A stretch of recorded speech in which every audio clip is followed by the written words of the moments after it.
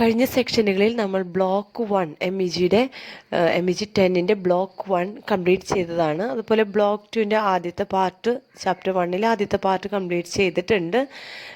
ഇതിൽ രാജാറാം മോഹൻ റോയുടെ മാത്രമാണ് പെൻഡിങ്ങിൽ വെച്ചിട്ടുള്ളത്. വളരെ ഇമ്പോർട്ടൻ്റ് ആയിട്ടുള്ളൊരു ടോപ്പിക്കാണ് Rajaram Mohan റോയുടെ.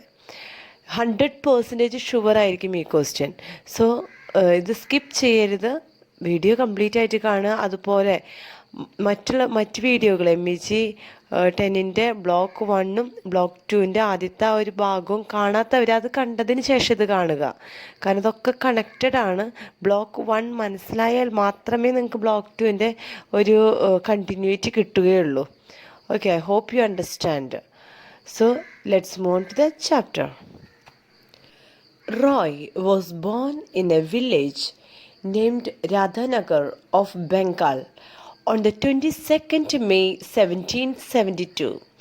His parents were Orthodox and Bengali Brahmins. He had taken his education in the village school of Bengali. At the age of 12, he left home and joined a Muslim school in Patna to study Persian and Arabic. Thus he could read Quran and about Sufi saints. He adopted Islamic religion and culture and began to critique Hindu orthodoxies. This turned his father angry and they expelled him from home. 1772 May 22 തീയതി ബംഗാളിൽ രാധാനഗർ എന്ന ഗ്രാമത്തിലാണ് രാജാറാം മോഹൻ റോയ് ജനിക്കുന്നത്. അദ്ദേഹത്തിൻ്റെ parents Brahmins ആണ്. അതുപോലെ ഒരു orthodox ഫാമിലിയിലായിരുന്നു അദ്ദേഹം ജനിച്ചിരുന്നത്. 12 വയസ്സിൽ തന്നെ അദ്ദേഹം അറബിയും അതുപോലെ പേർഷ്യനും പഠിക്കാനായിട്ട് വീട് വിട്ട് ഒരു മുസ്ലിം സ്കൂളിൽ ചേർന്നു. പിന്നീട് ഖുറാനും സൂഫി സന്യാസികളൊക്കെ കുറിച്ച് അദ്ദേഹം വായിക്കുന്നുണ്ട്. ഇദ്ദേഹത്തിൻ്റെ ഒരു പ്രത്യേകത എന്ന് പറഞ്ഞാൽ ധാരാളം മതങ്ങളെക്കുറിച്ച് പഠിച്ച ഒരാളാണ് റോയ്. അതുകൊണ്ട് തന്നെ അദ്ദേഹത്തിൻ്റെ മതമായിട്ടുള്ള ഹിന്ദു മതത്തെ അദ്ദേഹം മറ്റുള്ള മതങ്ങളായിട്ട് കമ്പയർ ചെയ്യാൻ തുടങ്ങി. കാരണം ഇന്നത്തെ ഒരു സ്ഥിതിയൊന്നും അല്ലായിരുന്നു അന്ന്. ആ കാലഘട്ടത്തിൽ ധാരാളം ആചാരങ്ങളും അനുഷ്ഠാനങ്ങളും ഒക്കെയുള്ളൊരു സമയമായിരുന്നു. അതുകൊണ്ട് തന്നെ അദ്ദേഹം മുസ്ലിം മതവുമായിട്ടാണ് ഹിന്ദു മതത്തെ കമ്പയർ ചെയ്തത്. അങ്ങനെ കമ്പയർ ചെയ്തപ്പോൾ അദ്ദേഹത്തിന് എന്തൊക്കെയോ പോരായ്മകൾ ഹിന്ദു മതത്തിൽ തോന്നി തുടങ്ങി. അദ്ദേഹം ഹിന്ദു മതത്തെ വിമർശിക്കാൻ തുടങ്ങി. അങ്ങനെ വിമർശിച്ചപ്പോൾ അദ്ദേഹത്തിൻ്റെ പിതാവിനെ അത് വളരെയധികം വിഷമിപ്പിച്ചു. അദ്ദേഹത്തിന് ദേഷ്യം വന്നു. അങ്ങനെ റോയിയെ വീട്ടിൽ നിന്നും പുറത്താക്കുകയാണ് ചെയ്യുന്നത്. He traveled far and wide, learned Sanskrit in Benares, later returned back home reconciled with his father. In 1803, he got employed with the East India Company. He adopted Western ways of life and had critical attitude to Hindu practices, which was presented by the Hindu priest Rajaram Mohan Roy was a man who abolished Sati system. He was the founder of the Brahmo Samaj. He studied number of religions and could compare the differences, also criticized what he felt was a malpractice. He resigned from the East India Company in 1815 because he was not satisfied the methods of teaching English. He formed an association with the help of both Hindu and English scholars. He started a school and introduced science, mathematics, political science and English. Roy was against British rule in India, but he learned that British educate and bring changes in India. അങ്ങനെ വീട്ടിൽ നിന്നും പുറത്താക്കിയ റോയ് ആ സമയത്ത് ഒത്തിരി സ്ഥലങ്ങളിലേക്ക് യാത്രകൾ ചെയ്തു. ബനാറസ് എന്ന് പറഞ്ഞ സ്ഥലത്ത് വെച്ചിട്ട് സംസ്കൃതവും പഠിക്കുന്നുണ്ട്.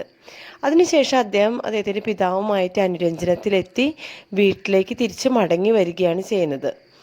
ഇനി 1803 റോയ് ഈസ്റ്റ് ഇന്ത്യ കമ്പനിയിൽ ജോലിയിൽ കയറുന്നത്.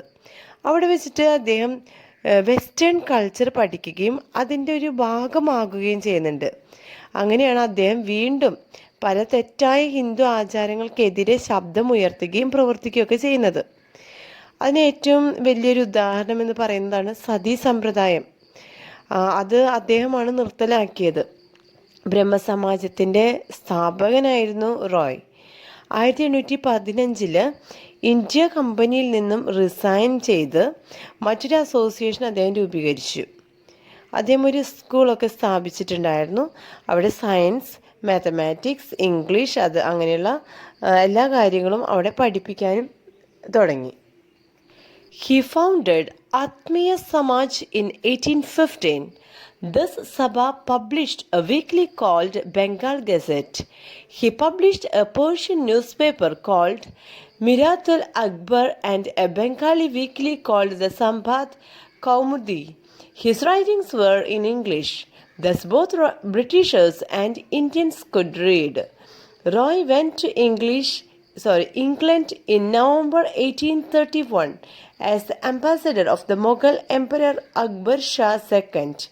In 1833, he fell ill and died on 27th September 1833. ആത്മീയ സമാജിൻ്റെ സ്ഥാപകനാണ് റോയ്. അത് നിങ്ങൾക്കറിയാം. 1815 ഇത് സ്ഥാപിച്ചത്.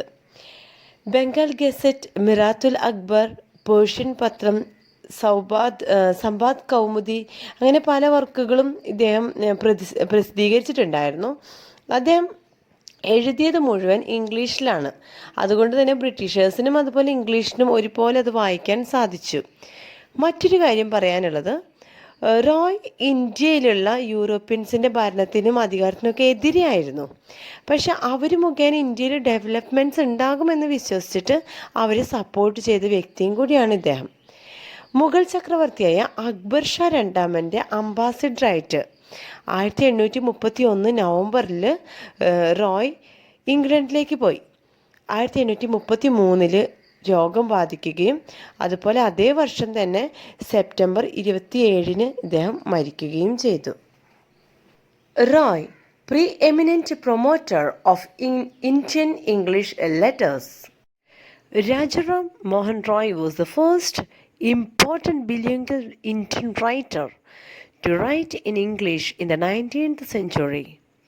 Between 1817 and 1820, he wrote a defense of Hinduism. He also translated Vedas, the Kena, the Isa, the Namtaka, and the Upanishads into English as well as Bengali. Roy was excellent in his writings, especially his prose is powerful. Petitions against press regulations 1823 was drafted by Roy and signed along with him by his supporters. This petition of 1823 is a letter written to the masters in which he pleaded for Western scientific values, considered English as just medium of instruction. His wish was for the Western education and social change. Besides, he also promoted the Hindu scholars into Bengali and he promoted Bengali journalism too. He wished for the developments in India. In Press Regulation 1823, he was an activist to question the Governor General regarding the suppressing the freedom of the press. He was intolerant with the attitude of other rulers. He compared the words in his letter, the external governor of the world and the good ruler. He argues for the freedom of the press. But that petition was rejected and the Press Regulation Act was passed. Roy addressed another petition to the king in council. In that letter, he insists that it's the duty of Britishers to protect India since it is under the control of Britishers. So he asks to have a look at it and he argues for the existence of a free press. Meanwhile, he also wanted to abolish some Hindu practices like sati. He founded Brahma Samaj in 1828. He published Exposition of the Practical Operation of the Judicial and Revenue Systems of India. He also had written a short autobiographical sketch at the request of his friends. He advocated widow remarriage. He was also known as India's first feminist who worked for the freedom of Indian women. Complete ആ English test ഒന്ന് കഴിഞ്ഞതിന് ശേഷം explain ചെയ്യാമെന്ന് വിചാരിച്ചിട്ടാണ് കേട്ടോ. Okay, അപ്പോൾ 19-ാം നൂറ്റാണ്ടിൽ ഇംഗ്ലീഷിൽ എഴുതിയിട്ടുള്ള ആദ്യത്തെ പ്രധാനപ്പെട്ട ദ്വിഭാഷ ഇന്ത്യൻ എഴുത്തുകാരനായിരുന്നു രാജാ റാം മോഹൻ റോയ്. ദ്വിഭാഷ എന്ന് പറഞ്ഞാൽ നിങ്ങൾക്കറിയാം, ബിലിംഗൽ അതെന്ന് പറഞ്ഞാൽ രണ്ട് ഭാഷകളിലൊക്കെ ആയിട്ട് എഴുതുന്നതിനെയാണ് അങ്ങനെ പറയുന്നത്. 1817 1820 ഇടയിൽ അദ്ദേഹം ഹിന്ദു ആചാരങ്ങൾക്കെതിരെ എഴുതാൻ തുടങ്ങി. വേദങ്ങൾ, കേന, ഈസ, നംതക, കഥ, ഉപനിഷത്തുകൾ ഇതൊക്കെ ഇംഗ്ലീഷിലേക്കും അതുപോലെ ബംഗാളിലേക്കും കണ്ടു. അതാണ് ഞാൻ പറഞ്ഞത്, രണ്ട് ഭാഷ, ഇംഗ്ലീഷും അതുപോലെ ബംഗാളിയിലേക്കും ഇദ്ദേഹം ട്രാൻസ്ലേറ്റ് ചെയ്യാൻ തുടങ്ങി. 1823 ഇദ്ദേഹം പത്രങ്ങളുടെ നിയന്ത്രണങ്ങൾക്കെതിരെ പ്രവർത്തിച്ചു. വളരെ ഇമ്പോർട്ടൻ്റ് ആയിട്ടുള്ളൊരു ഭാഗമാണ് ഇനി ഞാൻ പറയുന്നത്. അദ്ദേഹം പത്രങ്ങളുടെ നിയന്ത്രണങ്ങൾ അന്നുണ്ടായിരുന്നു, അതിന് എതിരെ പ്രവർത്തിച്ചു. അദ്ദേഹത്തിൻ്റെ ഫ്രണ്ട്സും ഇദ്ദേഹത്തിന് ഒത്തിരി സപ്പോർട്ട് ചെയ്തിട്ടുണ്ടായിരുന്നു. ആക്ച്വലി ഒരു ലെറ്ററിൻ്റെ രൂപത്തിലായിരുന്നു ഈ പെറ്റീഷൻ. അദ്ദേഹം ഇതിന് വേണ്ടിയിട്ട് വാദിച്ചതിൻ്റെ പ്രധാനപ്പെട്ട കാരണം നിങ്ങൾക്ക് മനസ്സിലായോ? കാരണം എന്താണെന്ന് വെച്ച് കഴിഞ്ഞാൽ, ഇംഗ്ലീഷ് ജസ്റ്റ് ഒരു ഭാഷ മാത്രമല്ല, മറിച്ച് അതിനൊരു സമൂഹത്തിലൊരു മാറ്റമുണ്ടാക്കാനായിട്ട് ആഗ്രഹിച്ച, അല്ലെങ്കിൽ ഡെവലപ്മെൻറ്റ് ഓഫ് ഇന്ത്യ ആയിരുന്നു നമ്മുടെ റോയിയുടെ മനസ്സിലുണ്ടായിരുന്നത്. അപ്പോൾ വെറുതെ ഒരു ഭാഷ പഠിക്കുക എന്നതല്ല. അതുകൊണ്ടാണല്ലോ അദ്ദേഹം ബുദ്ധിമുട്ടുള്ള ഭാഷയാണ് സംസ്കൃതം അങ്ങനെയൊക്കെ പറഞ്ഞത്. മറ്റുള്ള ഭാഷകൾ പഠിക്കുന്നതിനേക്കാട്ടിലും ആ സമയം കൊണ്ട് ഇംഗ്ലീഷ് പഠിക്കുകയാണെങ്കിൽ ഇംഗ്ലീഷ് മാറ്റങ്ങൾ ഉണ്ടാക്കാനായിട്ട് സാധിക്കുന്ന ഒരു ഭാഷയാണ് എന്ന് ഉറച്ച് വിശ്വസിച്ച് അതിനുവേണ്ടി പോരാടിയ ഒരു വ്യക്തിയാണ്. ബംഗാൾ പത്രപ്രവർത്തനത്തെയും പണ്ഡിതന്മാരെയും ഇദ്ദേഹം പ്രോത്സാഹിപ്പിക്കുകയാണ് ചെയ്തിട്ടുള്ളത്.